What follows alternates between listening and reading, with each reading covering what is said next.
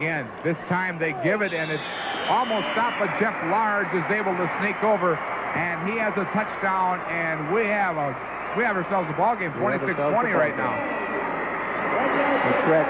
Mahnomen has been doing a great job, and they've taken back this momentum in this football game. They've made 2 drives down the field. One was just a little bit short. They had to try a 4th down. Here's the touchdown play. Jeff Large going in. There's the official giving the upright. Now we've got the kick. If he's successful, we've got 26-21. One more score would do it. And the Cardiac kids are hanging in there from Mahnomen. They've had the experience in coming back. They know they can. Agnew with the kick. And it's up. And he missed it. He shanked it a little bit to the left. There's a timeout with 5:03 remaining in this game. Jackson leads it 26-20 over Mahnomen.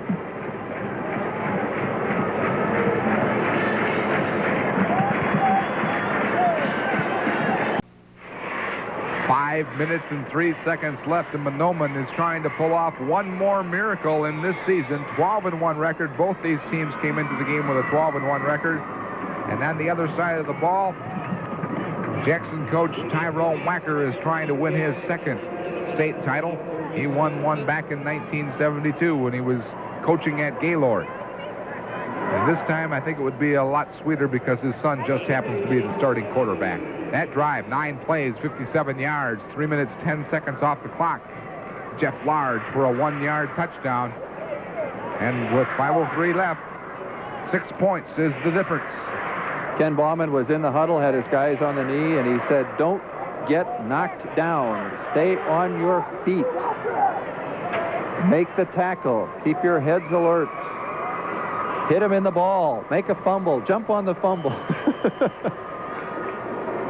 Right now, a turnover could make the difference in the ball game, no question about it. Onside kick, but the kicker missed it. It has to go 10 yards. And the men from Mahnomen wisely cover that football. Just because it doesn't go 10 yards, that ball's a live football. Yeah, that's a live football.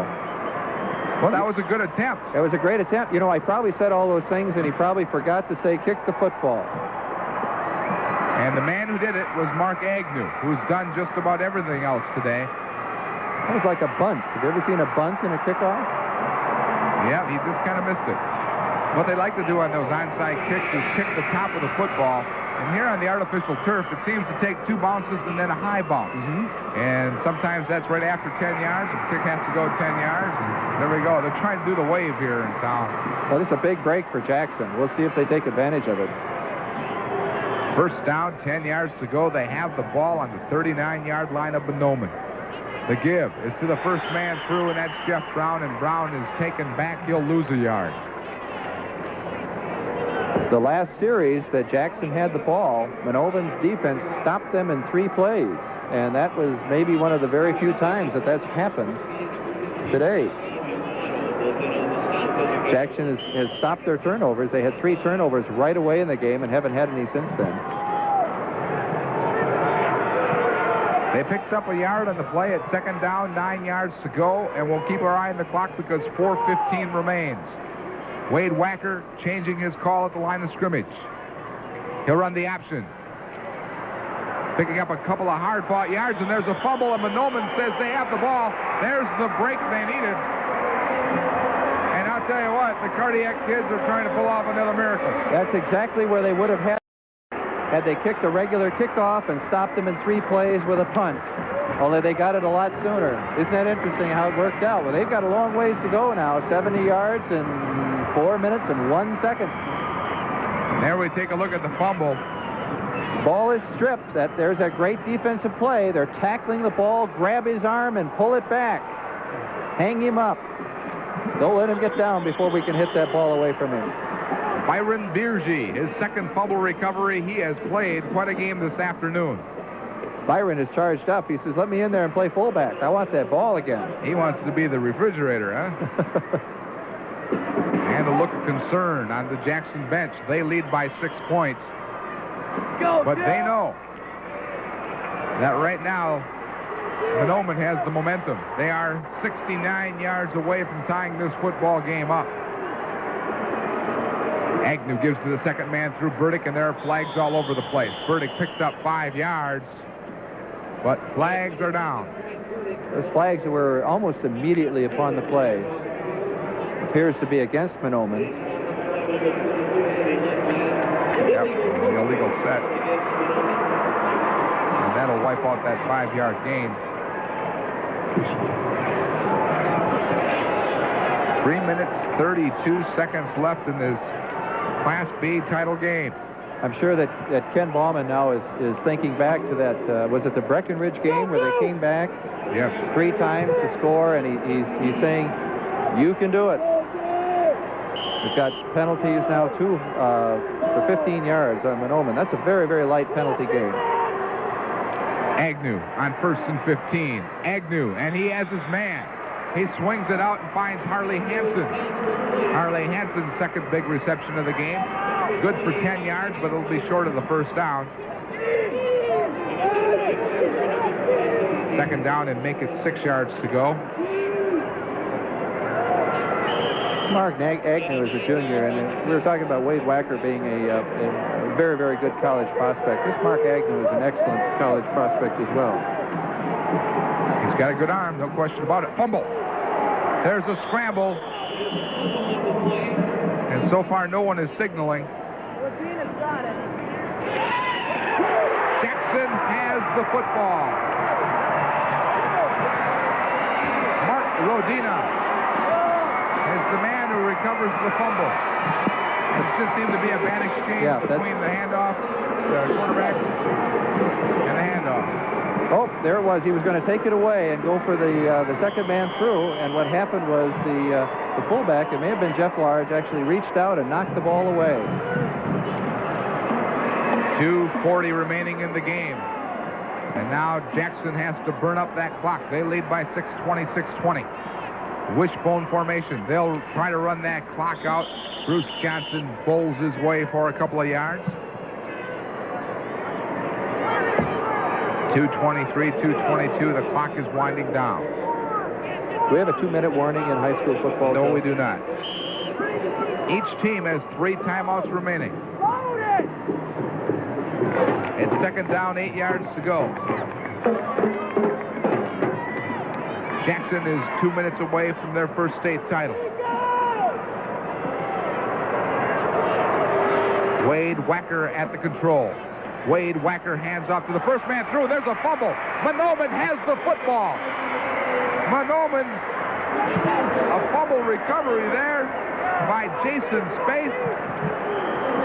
And he's still down on the ground, a little shaken up, but he sacrificed for the team. And Mahnomen, with 1:51 left, still has a chance. Wacker makes the handoff here. There's just a very, very good hit. Kevin Hedstrom, boy, he's quite a player. Strong defensive player. He's made a couple of offensive receptions. Many of these fumbles today have just plain old been good hitting football. Forcing a mistake. Well, Jackson has itself in the record books for the most fumbles lost. That's not the kind of record you like to hold at the Prep Bowl, but they have 5. The old record of 3 by Breckenridge. See if we can get a good look at that. And what Hedstrom did there is he put his head right on the football. Right on the football, and that's, of course, what causes fumbles. As a running back, it's very, very difficult, but in a situation like that, those guys just have to, with 2 minutes left in the game, have both hands on that ball. More interested in the ball than the yards. Now, Jason Spaeth leads the game. Now, he is a starting guard on offense. So they'll have a new guard in there on offense who will have to do some awfully mighty good pass blocking. The ball is on the 32-yard line. 1:47 remaining in the game. Mark Agnew, the quarterback, in motion. Under some pressure, gets it out and has his man, but it's incomplete. The pass was intended for Doug Johnson. Knocked away by Andy. Incomplete. Andy Lundblad came through and was able to get his arm through there. Just a professional defensive play. Well, with 1:35 left in the game, there's no question that Agnew will be airing it out. He's 9 out of 23 for 134 yards in this game. I would expect that Jackson's defense now is going to start to fall back. They have to. Their 4 linebackers are dropping fairly deep. Agnew has to move his team 68 yards to tie the game. They do give it off to Burdick. Burdick is a game breaker. Burdick all the way out to the midfield stripe. Timeout. Call a timeout. Call a timeout with 1:29 left. No, I don't believe they did call the timeout. All right, let's watch Burdick come through this hole. This is the danger of, having a guy like Burdick and having your linebackers drop back, as we had mentioned, to cover a deep pass. You leave it open for a scat back like him to get through and hurt you. The clock is now going. 1st and 10 from the 50. Over the middle. Intercepted. Mike Lloyd with the interception. And Lloyd down to the 40. Inside the 40-yard line. Finally taken down at the 36. And that may have been the straw that broke the camel's back right there. It looked like a good pitch, too. It did look like a good throw. And there's the situation where it's very, very difficult to run your normal patterns in this type of a situation. The linebackers are going to be dropping deeper, and either the quarterback and the receiving team has to run shorter patterns and come underneath the linebackers, or they have to run deeper. Here's a case where the linebacker did exactly what he was supposed to do, came back underneath and made the interception. Number 30, Mike Lloyd. Played a heck of a game today. Not a bad return either. No, the throw was right on the money. It was just that Lloyd was able to sneak in under. 51 seconds now remain, and Mr. Wacker is just going to try to run out the clock. They still hand off the ball, but they give it to the sure-handed Bruce Johnson, and Johnson will pick up 8 yards. 40 seconds remain, and I'm surprised they're not calling timeout right now. They finally do. There you take a look at the turnovers. 5 fumbles for Jackson. And that's right there. It's kind of surprising they lead the game, but remember when we came into this game, we told you that they do fumble the ball quite a bit. Well, there's 2 timeouts remaining, according to the scoreboard now for Mahnomen. We've got a 2nd down and 1. So if Jackson can make the 1st down here, Joe, and get across, that very well could be the end of the game, because Wade Wacker, all he has to do is take the snap and fall down, and the clock will run out. 33 seconds left, and there you see the Mahnomen bench. And they're very concerned. This is an excellent football game here in the Class B title game. Yes, it has been an excellent game, and I'm sure that Mahnomen is feeling a great deal of frustration because they had it and lost it and had it and lost it, and they had several opportunities and weren't quite able to maintain the drives that they had earlier in the 4th quarter and even in the 3rd quarter where they did dominate the game. They did have their chances. There's no question about that. Standing on deck, the Class A title game. New Prague against Mora. And then at 7:45, it's the AA game. Apple Valley against Burnsville. The neighboring communities. Who are you picking in that one? They're going to play. That is the best prediction I've heard all day. 33 seconds left.